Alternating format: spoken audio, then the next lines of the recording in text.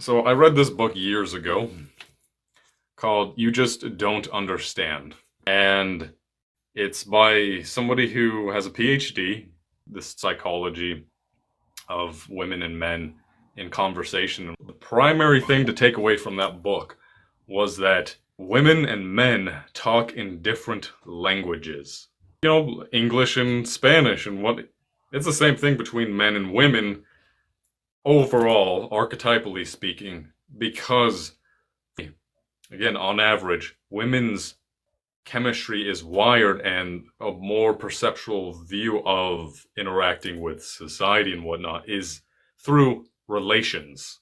So that's very different than how men go through hierarchy, because men, you already know that in this civilization right now, how things are going, you're not worth anything. This is what you're told. You're not worth anything until you make yourself something. That there are winners and losers. And that, again, you have to prove yourself. And so this unconsciously makes men go, I need to raise up the hierarchy. Men also unconsciously are eternally bowing down to the divine feminine, looking for acceptance, because through that acceptance, then you get to procreate. This is all very unconscious. Again, if you're an individual and that doesn't apply to your existentialism, sure, whatever. But overall, that's kind of the background noise. And so men go through life going, I have to be higher up on the hierarchy, which means when interacting with women, it still is like the background stuff. It takes a lot of conscious, awakened healing and combining your feminine and masculine energies within the man to get over non-stop hierarchy. And so a man who gets trapped in that, it's not all bad, because it is good for a man to build himself of something. But if you get trapped in that, that ends up becoming a man who is misogynistic, who is abusive, who projects his shadows and does tiny little stupid behaviors of, oh, maybe the wife asked him to take out the trash and he's like, well, I'm just going to ignore it because I'm higher up on the hierarchy. Or, hey, here's a situation. Maybe you have you're talking with some person who is a colleague or something, and they invite you to do some sort of business trip or something.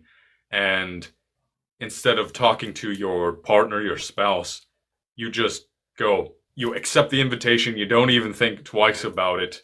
And that's not checking in with your queen. And so that's, again, I don't need to check in with my queen because I'm higher up on the hierarchy. Now, to be very delicate here, if you have a relationship where you've already worked these things out in communication with your queen and she can trust you and she truly feels like she can trust you, well, then maybe you are able to make more decisions as the masculine. But more often than not, because men are not spiritually aware, not considering all of the needs of their queen, their goddess in the flesh, they usually screw it up. And then the woman doesn't feel heard, listened to, is sometimes subconsciously putting on more emotional portrayals because she's trying to kindly get the masculine to adjust to her needs so that she can blossom, so that she can flower. Because a lot of what women are doing is unconsciously testing men to see if the relationship boat is sturdy enough. And a lot of the times, it's not. And so, yes, you can, as a masculine, take on those things and be like, you don't have to check in with your queen. But that's only if you are great at taking care of her and lifting that weight off. If not, you need to be communicating way more. Communicate more in general anyways.